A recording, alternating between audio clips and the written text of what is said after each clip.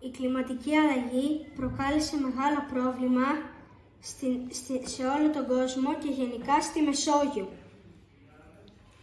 Εμείς έχουμε φτιάξει ένα πρόγραμμα για να μπορούμε να καταπολεμήσουμε αυτό το πρόβλημα.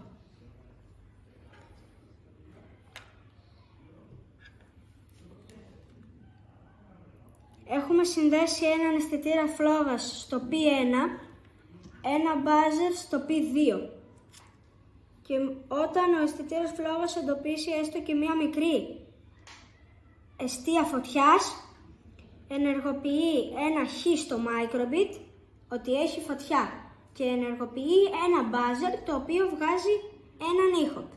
Έχουμε επίσης δώσει εντολή ότι όταν δεν έχει φωτιά, το microbit δείχνει ένα tick και μετά όταν ο αισθητήρας φωτιάς εντοπίσει τη φωτιά θα βγάλει το Χ.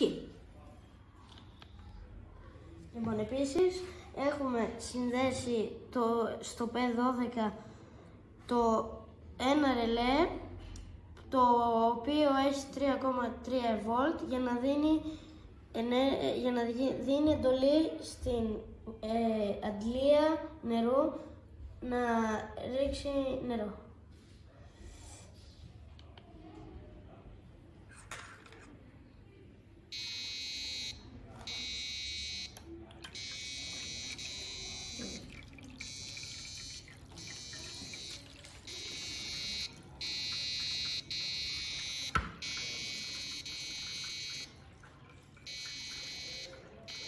Της θερμοκρασίας και της υγρασίας μας έφερε σε μία ιδέα για να φτιάξουμε τον αυτοματισμό Beta και Beta Plus που μέσα του έχει ένα microbit, τη θύρα για το microbit, έναν ανεμιστήρα και το DHT11 sensor που μετράει τη θερμοκρασία και την υγρασία. Το DHT11 sensor το συνδέουμε στο P2. Εδώ είναι στο V1, στο ground.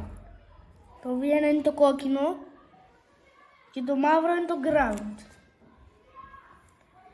Εδώ δηλαδή αυτό εδώ είναι στο 2, είναι το...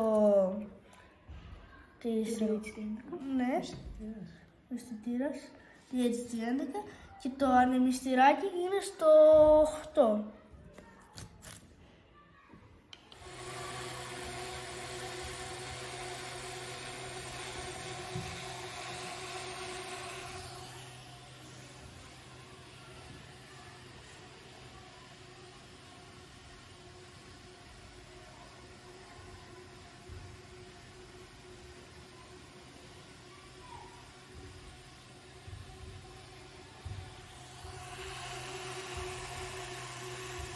Φτιάξαμε ένα ρομπότ με το Lego We Do, το οποίο το συνδέσαμε με το Mind Class. Όταν ακουμπήσει το χρώμα αυτό, το ρομπότ θα σταματήσει όπου και να είναι.